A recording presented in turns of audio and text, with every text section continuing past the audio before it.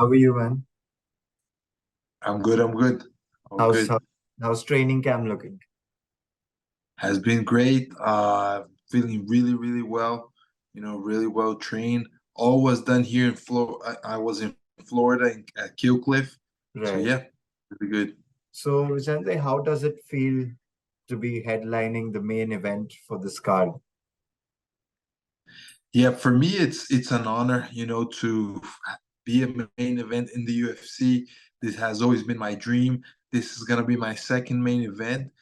But I'm gonna be fighting now a legend in Rafael Dos Anjos, a former champion in the UFC. So for me, it's a big fight, very important, and I think it's great for my future in the division.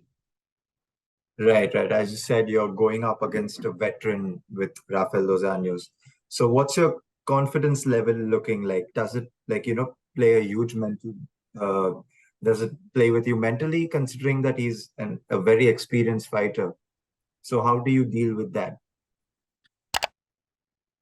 Yeah, I definitely think that it's something that I gotta work on. That's why I do sports psychology for many, many years. I have my sports psychologist that helps me out with that. And it's all about understanding his experience. He's a very experienced guy. He has fought many uh, main events, many five rounders. And I have to be able to explore my tools and where I'm good at. So I think that's the main focus so that I can build that confidence. I understand that he is more experienced than me, but I can go in there and surprise him. I can bring him something new that he hasn't seen. So that has been the focus for this fight. Right. As you said, nowadays, psychologically, it's very important to go into any fight. So it helps your strategy, it helps you, better with your family, with your friends, just balance life in a really great way. So considering that going into the fight, you and Rafael are both very clean strikers.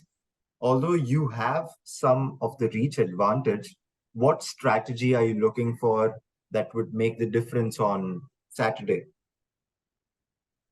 Yeah, I think that the main thing is to really be able to maintain a distance that is favorable for me. So as you said, I have a reach advantage. I have, I think, more tools. I'm able to switch stances to move very well. So I think that's gonna be key in the fight, be able to control that distance and keep him at a range where I can touch him and I'm not gonna be as touched as much. Right. Well, in your last fight, you were on the receiving end of a knockout. So, for the first time against Geoff Neal. So, how have you bounced back mentally and physically after that fight? Yeah, I think that as you said, that was the first time I ever was knocked out, and I think it was a different experience because before that I didn't know how it was, so it was kind of like a fear I had, and then I saw it's not that bad, I never want to be knocked out again, but it's something that is totally in my control. It's about being aware of my defense, knowing how important it is to move out of the shots. And I actually think it made me a better fighter because now I started focusing on a lot of things that I didn't focus so much on the past. So footwork, head movement, and all things that are going to be very important in this fight. So I think it was we never like to lose, but it teaches us a lot of things and makes us become better. Absolutely. Well, I wanted to know more about how you were inspired to take up MMA, how you were inspired to take up any of the martial arts, maybe as a young child. What inspired you to, go for this sport and make it in the UFC? Yeah, so my mom is a black belt in karate. So from very young, I always had kind of martial arts around me. And I grew up watching the Van Damme movies, watching a lot of, Bruce Lee as well. And it was something that was always there with me. And I watched that a lot. But until 15 years old, I didn't know that I was going to be a fighter. But then I started training Muay Thai at 15, and that's what really got me into fighting. And I started watching MMA. I watch a lot of Vanderlei Silva, Shogun, Vitor Belfort, and that's what brought me that dream. Like, oh, I want to be a fighter and I want to fight in the UFC one day. And yeah, it was very interesting. But I always kind of like I always had martial arts growing up. Right, right. And as you said in your answer, there was a lot of reference to, some Brazilian fighters, some American pop culture. So now, considering that you were born in New Jersey, but you grew up in Brazil, do you think you have a better connection with either of those countries? Or, and is that why you chose to fight out of Brazil? Or you just have an amazing connection with both these beautiful countries? So how do you feel? How do you, maneuver with, your multiple identities? Yeah, I definitely think that I have a very good connection with the three countries because my dad is from Chile. So Chile, Brazil, and the United States are my three countries that really I feel like I have a little bit of the three cultures. They have always influenced me, and I think that's also what makes me the fighter I am. That's why I'm so versatile and I can do so many things because I feel like I don't belong to one single thing. I am a mix of everything, and I think that just makes me more complete. And I represent Brazil because Brazil, I grew up there. I started living in Brazil when I was 7 years old, and I lived there until last year. This year, I moved to Florida. But so for many many years, more than 20 years, I grew up in Brazil, and that was just like I all my friends are from Brazil, big part of my family. My wife and my son, they are Brazilian. So I just felt like this is what I must represent. But I always talk also about the United States and especially New Jersey. My dad lives in New Jersey and I have a lot of family there too. And in Chile, Santiago, I still have family there. I got to fight in the UFC Chile, and that was great. And the support I have from these countries is amazing as well. So for me, I think it's always it's better. It's like, the more global I can be, the better it is because I get very positive feedback from everybody, and that's always amazing. Yeah, I mean, you have so many countries like, behind you, supporting you, so many cultures, embedded into who you are as a person. So, as you said, how do you like, now that you've moved to Florida, how do you like the weather compared to Brazil? How are you settling into the country? Yes, Florida is not that different in weather because it's hot, just like Brazil. So that was an easy thing to adapt. But the life is a little bit different, and I would say that me and my wife and my son we're really liking the life in Florida. In Brazil, we didn't live close to the beach. Now we do live close to the beach, so my wife and my son get to hang out a lot at the beach. We live very close from my training and a very high level training at Gilcliff. All good guys, very high level guys in the world. So overall, I think it has been a great adaptation, and for me, it's been very positive professionally, especially. Right, right.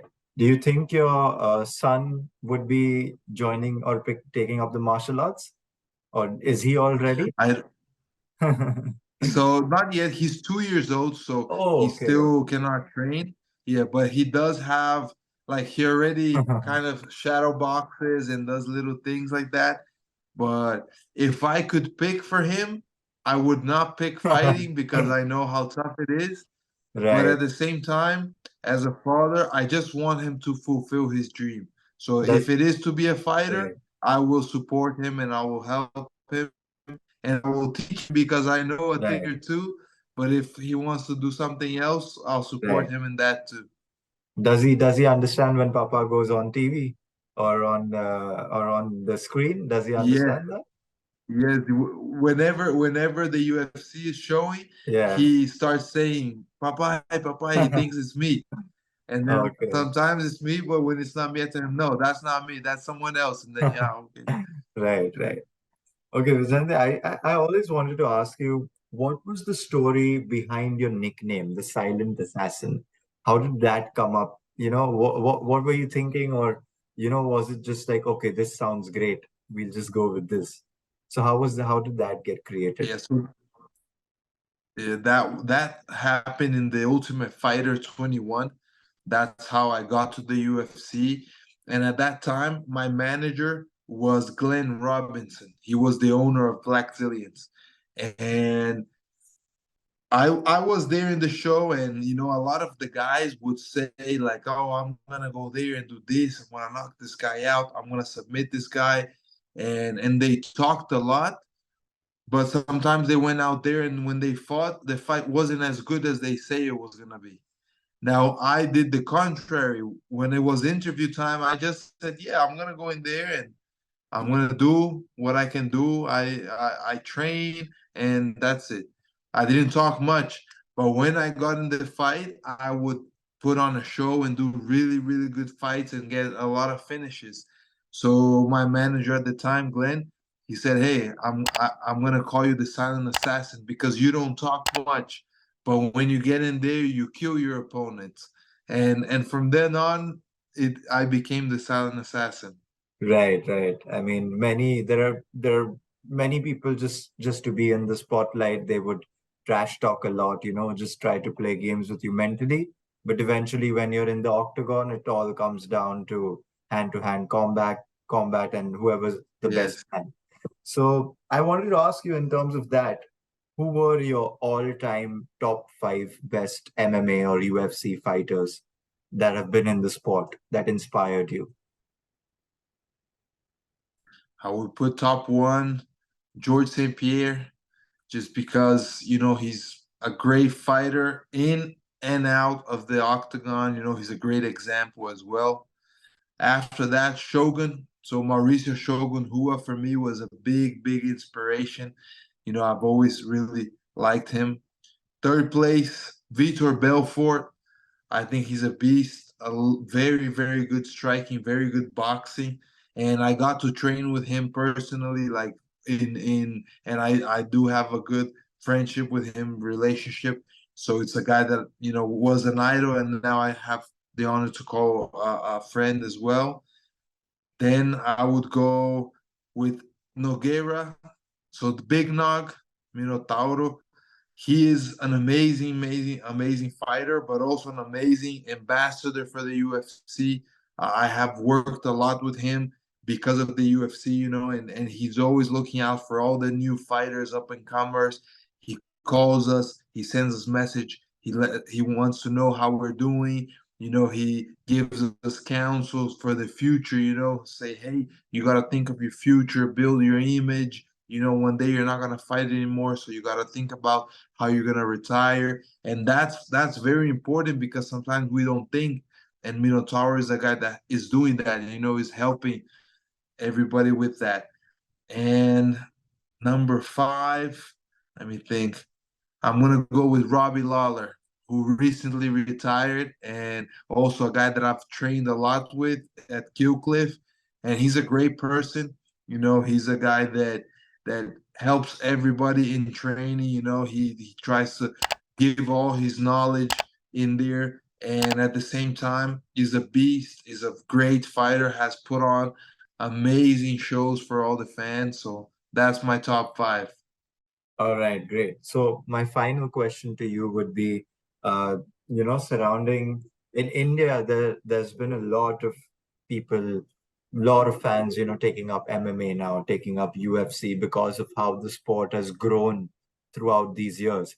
So do you have, like, considering that you have quite a good fan base here in India who are excited to watch you headline the event on Saturday, do you have any message for young Indian kids or any of your fans for the upcoming fight? Yes, first of all, I want to thank all the fans in India. We as fighters, we do what we do because of the fans, because the fans appreciate watching us going out there and putting on a show. And what I hope to do is not only to put on a great show for everyone that was watching, but also to inspire the young ones that dream on maybe being fighters themselves and tell them it is possible. I come from a city in Brazil that there weren't many fighters, and I got there, and now I'm an example for more fighters over there that are getting in the UFC too. So I think that everybody, if they believe, if they stay true and put on the hard work, they can make it, to the UFC, and that's what I want to show. I want to give this example to everybody and put on a great fight. All right, Vicente. Thank you so much for your interview. Thank you so much for your time. I want to wish you all the best for your upcoming fight. I hope you get the win. Thank you so much.